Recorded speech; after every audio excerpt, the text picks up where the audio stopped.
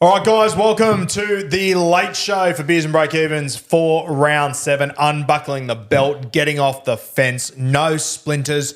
Bring in my 5'8", T-Rex. How we doing? Best part of the week, mate. We get to get down, we get dirty, and we get to get into the real crux of Supercoach, the on-the-spot thoughts. I love it. Absolutely love it. We've got our questionnaire over there. How are you, Kathmandu? Hello. We are running on a tight schedule this morning, so I'm going to be going through all of the responses to your story where you asked for questions relating to Supercoach. So who knows where this is going to go, but that's part of the fun, right? It is part of the fun, and shout out to the 4 people that managed to get their questions in on time because I left it to the absolute last fucking minute. So credit to you guys. A few more than 4, but yeah. Scissor, paper, rock. Fuck, he's good. We're going to kick off. All right. You're going to start. I'm going to kick off. You're receiving, boy. You're starting. Yeah, you're a coward. Righto. All right. So from Reed Callum with a K, do we still captain SJ even if he doesn't follow Guru? Sorry, I'm going to interrupt you for a second, Timmy. Do you have the context behind this story? No, I don't. Fucking, I'm sitting there yesterday, Kat, or the day before? Maybe the day before. It was the day before. I'm sitting there and I get the notification on Instagram, Sean Johnson has followed you. I'm like, that's fucking cool. I love Sean Johnson. That's mad. So I post on my Instagram story being like, here's little omen. Sean Johnson's following me. He's going to score 2 tries this weekend. That's my about even bet. It can't go wrong. 20 minutes later, I check my DMs and I'm inundated from Warriors fans who have gone to Sean Johnson's following list and I'm not on there. They're like, you made it up. You're not following you. I'm like, why the fuck would I make that up, you idiots? So anyway, then turns out Kat reckons he accidentally followed me, or maybe he just followed me, saw my fucking melon and went, I've had enough of this, I'm getting out. One of the two. So then I re-uploaded it being like he gave me a big old bra, Sean Johnson. So I'm still betting on him this week to score a double. But that's the context there. And in about even, we call it a breadcrumb that you need to follow. And I've got a feeling SJ has a big game this weekend off the back of that. Look, he's one of the sharpest minds in the NRL, Sean Johnson, and I can safely say that he did not follow you looking to get your Sean Johnson-related content, mate. So I reckon it's a slip of the finger. But regardless, I'll follow you into it.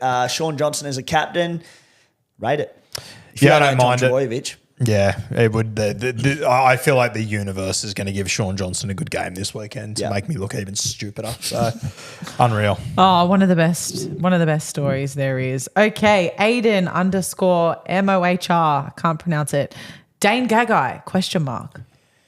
Oh, the Dane Gagai question. We're back here again. I honestly, bro, I don't know. I think he was reasonably quiet on the weekend from memory, sub 50, I think he was, which for Dane Gagai is very quiet. I think he's always a really good pod play. I mean, essentially every time he gets an offload or a pass away, Greg Marshall's going to run over 3 or 4 people and get a line break. So I get it. I'm not keen on it right now, but I guarantee you at some point throughout this season, not only will I be interested, I'll probably own Dane Gagai. I love it as a pod play at some point. Yeah, look, I wanted to say he's had 2 lesser weeks in the last couple of weeks. Scoring-wise, he has. Scores of 42 and 46. Got to remember, they were a bit discreet about it, but he was coming back from some health-related concern, missed the game against the Warriors. The game he came back from, he based 42. And as you said, the big thing is we spoke on Beers and Breakevens this week about the impact of Greg Marju on the right. It's bad for Marju. It's damn good for Dane Gagai. So, look, not for me, but you're right, Roo. We're going to be talking about him at some point. Should be noted that game he based 42. He had literally no attacking stats. It was in the pissing rain as well. So, yeah, at some point he'll be a big talking point. Great pod play. 100%. All right. Next question. This one, I like this one. Changing Tides _ Can you guys mention team value when talking about score/rank? Love your work. Do you guys have your team value on you for Supercoach? I can get it up. I was having a bit of a look at it during the week. I know you're trying to want to get above that sort of 13 mil mark as quick as you can. I'm sitting at now. Why did I get the first question on this? Just a bit of a slow time loading here, but trying to get above 13 million as quick as you can. I'm currently sitting at $13,093,000. What are you, Roo? I'm 13,200,000. So I think I'm sitting in a good spot. I'll be honest with you, I don't value this thing overly highly. I think you're similar, aren't you? Yeah, not enormously. I think people value it a little bit too highly at times. I don't really care. If I'm comfortable with where my team's at, I'm sweet. You look at the back end of the year and the teams in the top 10 and the top 100, Some of them have enormous value. Some of them have less. There are so many variables involved in it. That's why I find it very hard to comment on. Look, there'll be bigger data nerds who will be able to break it down a bit more and like what's successful and what's not, when you need to have it by. But look, for me, I know if I've got cheapies and my cash is generating well or if it's not. Reach out if you've got some better data on that, but not a massive factor for me. Literally, the only time I ever look at it is when I get a question like this. I just don't care. Yeah, me neither. I don't care. Says me $600,000 behind you guys. But I also have $600K in the bank, so I don't know if that plays Are you into it. $600K behind us, are you? Yeah. Okay. I've got 12,491,000. I mean, you're $800K behind me. Okay, relax. All right. Jamesy Boy 7. Gun to head, no time to think. Pick your origin backs 1 to 7. Say that again. Origin backs. 1 to 7. New South Wales or? Blues. Whichever side you'd like. Okay, to. Blues. I think Teddy will be the fullback. I think wingers will be Brian To'o, and I reckon Zach Lomax is a very good shout. I think Lomax or Critter I'd probably go for at the moment. Centers, I would go Turbo and Trell. If everyone is fit and available, my halves would probably be Moses Cleary. Moses Cleary, halves. Tommy Turbo, fullback. To'o on one wing, Latrell and Critter in the centres. My other winger.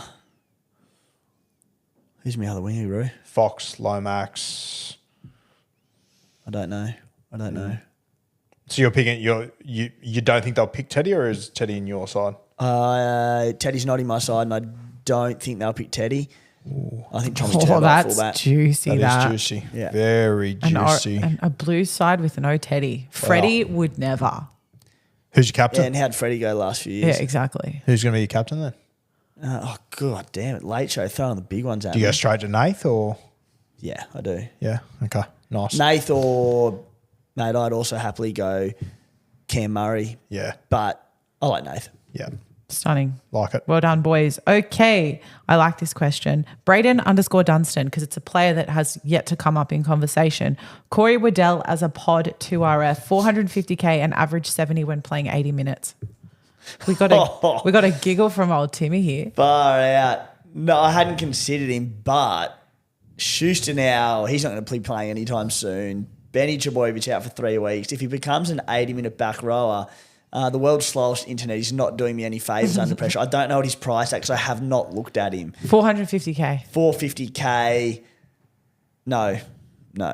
Yeah, Wow, heaps, that was just a roller coaster there, Timmy. Well, I was trying to find out, like, if he's 230K, then all right, maybe we're talking about not for 450. 450. Yeah, look, he's scored a few tries over the last few weeks that have helped him quite a bit. And you say, you know, how much do you say he's averaging in 80-minute games? 70. 70, sweet.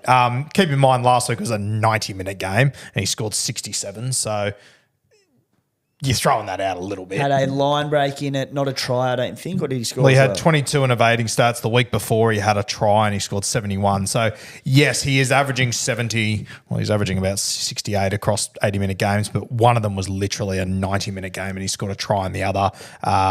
Not for me. Also, you know who two players in the same position at the same price are? Blore and Crichton. Oh, yep. Well, So, there's hard your- pass. There's a reason why he hasn't been brought up. Yeah. The With all burn. due respect to Corey Waddell.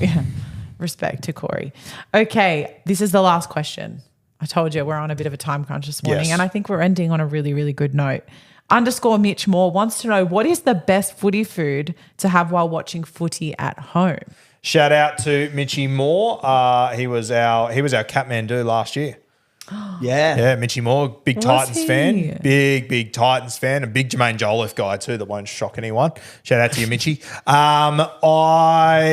What was it? Food at the stadium? Is that what it was? At home. What's the best footy food to have while watching footy at home? I'll tell you what, I'm in a really bad addiction with El Jana at the Yeah, moment. you are. Which is causing me a lot of Kev Naguamas. I'm all over the place.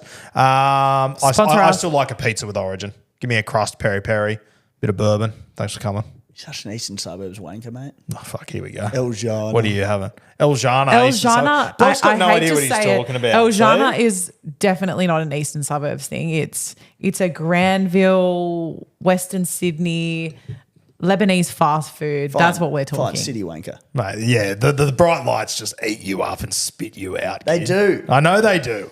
Pizza. You should sit in a car with him when he's You're driving sitting around. at home, having a froth, having a bloke tinny, and you have pizza with it. Like, it's a no-brainer. Do you have an answer, Timmy?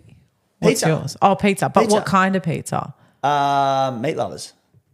Like a up. Pizza Where do you Hut get it from? situation, Domino's, Where am I getting it from? local mama papa pizzeria. Like, what's the go? Yeah, there's a local in Cronulla. What's it called? We call it Big Owls, but it's not called Big Owls. Why do you call it Big Owls? Oh, it's a story for off air. Go away. Interesting. Doesn't even make the cut for the late show. Must be one hell of a story. It's a bit rough. Shout out to Mitchy Moore. Bang up job last year. Loves his Titans more than anyone I know. So good man, great producer. Unreal. All right, guys, that's it. We're done. That's it. You're done. All right. Shout out to Big Owls. Make sure you go and grab yourself a little slice of pizza and ask at the desk what's doing. Let's leave it there, I think. Yeah. We'll see you next week. Cheers, guys.